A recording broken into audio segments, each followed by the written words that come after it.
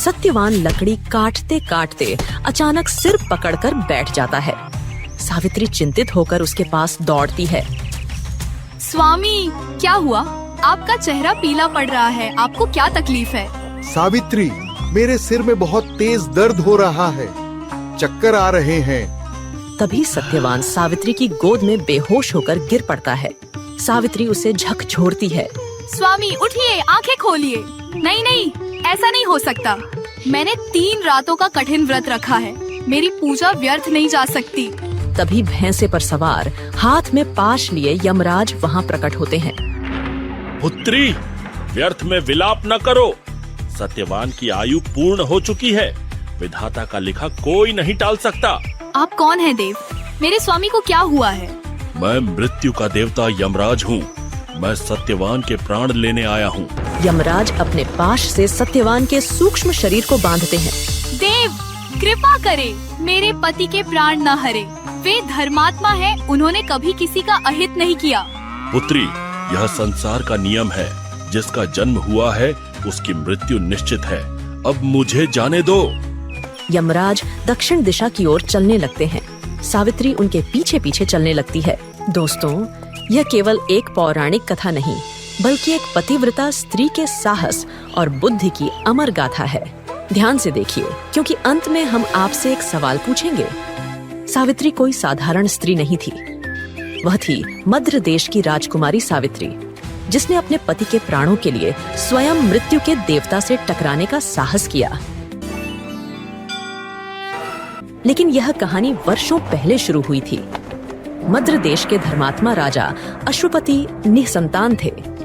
पुत्र की कामना में उन्होंने 18 वर्षों तक देवी सावित्री, जो माँ सरस्वती का रूप है, उनकी कठोर उपासना की। प्रतिदिन 1 लाख आहुतियां यज्ञ में समर्पित की और प्रसन्न होकर देवी सावित्री प्रकट होती हैं। राजन, तुम्हारी तपस्या से मैं प्रसन्न हूँ। मांगो, क्या वर चाहते हो? हे देवी, मुझे एक तेजस्वी संतान का वरदान दें जो मेरे कुल का नाम रोशन करे। तथास्तु, तुम्हें शीघ्र ही एक अलौकिक कन्या प्राप्त होगी। वह अपने गुणों से तीनों लोकों में विख्यात होगी। कुछ दिन बाद राजा अश्वपति की पत्नी मालवी ने एक सुंदर कन्या को जन्म दिया। उसका नाम सावित्री रखा गया। सावित्री शुक्ल पक्ष के चंद्रमा की तरह बढ़ने लगी। वह न केवल रूपवती थी, बल्कि अत्यंत बुद्धिमती और गुणवती भी।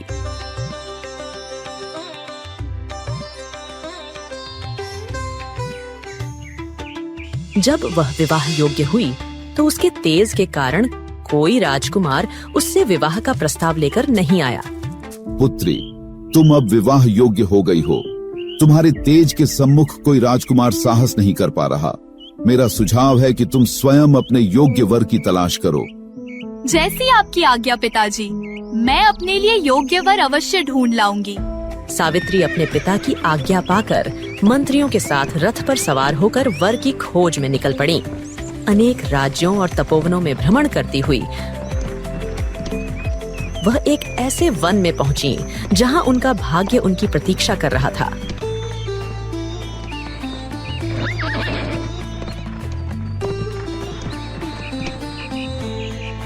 सावित्री एक आश्रम के पास रुकती है।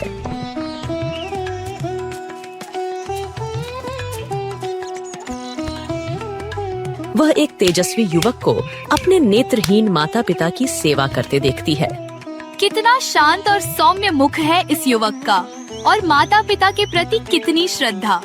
यही मेरे योग्य वर हो सकते हैं। वह युवक शाल्व देश के निर्वासित राजा द्युमत्सेन के पुत्र सत्यवान थे। शत्रुओं ने उनका राज्य छीन लिया था और वे वन में तपस्वी जीवन व्यतीत कर रहे थे। सावित्री ने मन ही मन सत्यवान को अपना पति चुन लिया। सावित्री लौटकर अपने पिता के पास आती है। देवर्षि नारद भी वहाँ उपस्थित हैं। कहो पुत्री, क्या तुम्हें अपने योग्य वर मिला? हाँ पिताजी, मैंने शाल्व देश के राजकुमार सत्यवान को अपने पति के रूप में वरण किया है। वे राजा द्युमत्सेन के पुत्र हैं और अत्यंत गुणी हैं। राजन, यह सावित्री ने क्या अनर्थ कर दिया? सत्यवान सर्वगुण संपन्न है, धर्मात्मा और रूपवान भी है, इसमें कोई संदेह नहीं। किंतु क्या देवर्षि, कृपया स्पष्ट कहें। राजन, सत्यवान की आयु केवल 1 वर्ष ही शेष है। आज से ठीक 1 वर्ष बाद उसकी मृत्यु निश्चित है। यह सुनकर राजा अश्वपति और सभी दरबारी सन्न रह जाते हैं। सावित्री अविचलित खड़ी रहती है। पुत्री, देवर्षि के वचन कभी मिथ्या नहीं होते। तुम कोई और वर चुन लो। मैं तुम्हारा विवाह किसी चक्रवर्ती सम्राट से करवा दूंगा।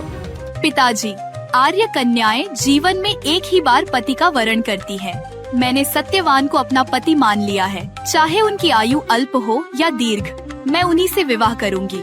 मेरे भाग्य में जो लिखा है उसे मैं स्वीकार करती हूँ। धन्य हो पुत्री, तुम्हारा निश्चय अटल है। तुम्हारे पतिव्रत धर्म की शक्ति शायद विधाता के लेख को भी बदल दे। सावित्री के दृढ़ निश्चय के आगे सभी को झुकना पड़ा। शुभ मुहूर्त में सावित्री का विवाह सत्यवान के साथ संपन्न हुआ। सावित्री ने राजसी वस्त्र और आभूषण त्याग कर वल्कल वस्त्र धारण कर लिए और अपने पति और नेत्रहीन सास ससुर के साथ वन में रहने लगी। वह पूरी निष्ठा से सबकी सेवा करती और मन ही मन नारद जी के वचनों को याद कर दिन गिनती रहती। यमराज आगे बढ़ रहे हैं। सावित्री उनके पीछे पीछे चल रही थी। सावित्री, लौट जाओ। जीवित मनुष्य यमलोक के मार्ग पर नहीं आ सकते। तुम्हारे पतिव्रत धर्म से मैं प्रभावित हूँ, पर नियम तो नियम है। भगवान, जहाँ मेरे पति वहीं मैं। पति का अनुसरण करना ही पत्नी का धर्म है। आप मुझे यह धर्म निभाने से कैसे रोक सकते हैं? और शास्त्रों में कहा गया है कि सज्जनों के साथ 7 पग चलने मात्र से मित्रता हो जाती है। हमारी तो इससे कहीं अधिक यात्रा हो चुकी है। तुम्हारी वाणी में तर्क और धर्म दोनों हैं, सावित्री। मैं तुमसे प्रसन्न हूँ। सत्यवान के प्राणों को छोड़कर कोई भी एक वर मांग लो। यदि आप सचमुच प्रसन्न हैं, तो मेरे श्वसुर राजा द्युमत सेन, जो नेत्रहीन हैं, उनकी नेत्र ज्योति लौट आए और उन्हें उनका खोया हुआ राज्य पुनः प्राप्त हो जाए। तथास्तु, ऐसा ही होगा। अब तुम लौट जाओ। अगर सावित्री का यह समर्पण और बुद्धिमत्ता आपके मन को छू गई हो, तो अभी वीडियो को लाइक करें और कमेंट में लिखें, सावित्री माता की जय। सावित्री फिर भी यमराज के पीछे चलती रहती है। सावित्री, तुम अभी भी मेरा पीछा कर रही हो। देव, आपने मेरे श्वसुर को उनका सुख लौटाया, किंतु मुझे अभी भी अपने पति से दूर ले जा रहे हैं। उनके बिना मेरे लिए संसार में कोई सुख नहीं। आपका सानिध्य मुझे धर्म की नई राहें दिखा रहा है। तुम्हारी निष्ठा अद्भुत है। मैं तुम्हें एक और वरदान देता हूँ।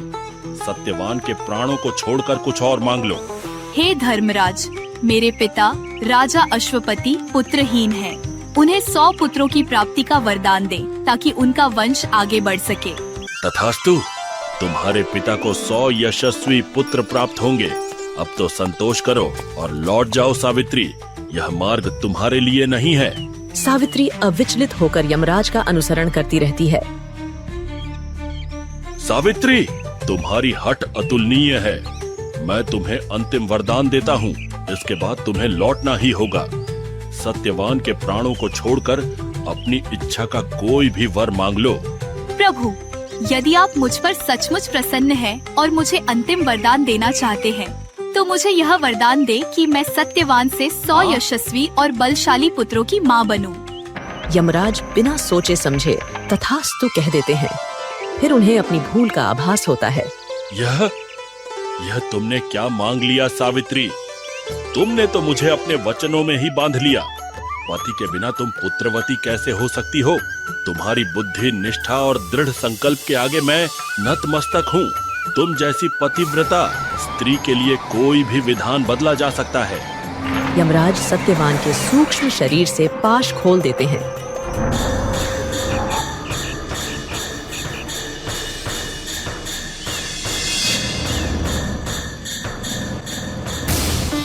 जाओ सावित्री, तुम्हारे पति सत्यवान को मैं जीवन दान देता हूँ। इतना ही नहीं, उसे 400 वर्षों की दीर्घायु भी प्रदान करता हूँ। तुम्हारा और सत्यवान का नाम युगों युगों तक अमर रहेगा। यमराज अंतर्धान हो जाते हैं। धन्यवाद देव, धन्यवाद। सावित्री दौड़कर उसी वट वृक्ष के नीचे लौटती है जहाँ सत्यवान का शरीर पड़ा था। वह स्नेह से सत्यवान के सिर को सहलाती है। स्वामी, उठिए, देखिए, प्रभात हो गया है। सत्यवान धीरे धीरे आंखें खोलता है। जैसे गहरी नींद से जागा हो। सावित्री, मैं कहाँ हूँ? मुझे ऐसा लग रहा है जैसे मैं बहुत देर तक सोया रहा। मैंने एक भयानक स्वप्न देखा। वह स्वप्न अब बीत चुका है स्वामी। अब सब कुशल है। चलिए आश्रम लौटते हैं। माता पिता हमारी प्रतीक्षा कर रहे होंगे। उसी समय आश्रम में सत्यवान के पिता द्युमत सेन की आंखों की रोशनी लौट आई। उन्हें अपने मंत्रियों से समाचार मिला कि उनके शत्रुओं का नाश हो गया है और प्रजा उन्हें वापस राजा के रूप में बुला रही है। दूसरी ओर राजा अश्वपति को भी पुत्रों की प्राप्ति का शुभ समाचार मिला।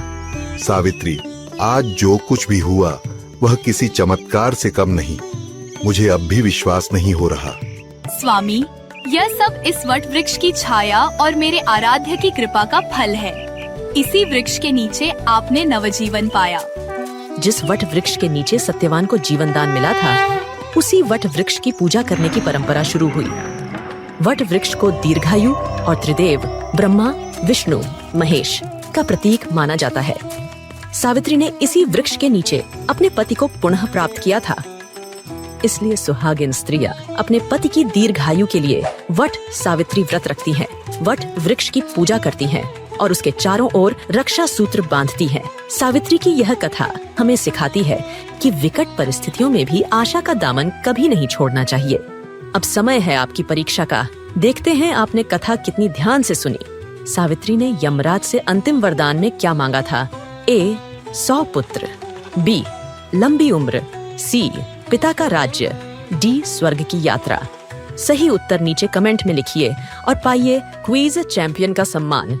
और हो सकता है अगली कथा में लिया जाए आपका नाम। हमारे चैनल की सदस्यता सिर्फ 29 रुपए महीने से शुरू है। ज्वाइन करें और मेंबर बनकर अपनी संस्कृति के संरक्षण में सीधे भागीदार बने। आपका योगदान सीधे हिंदू धर्म की अनमोल कहानियों और परंपराओं को सहेजने और उन्हें नई पीढ़ी तक पहुंचाने में लग रहा है।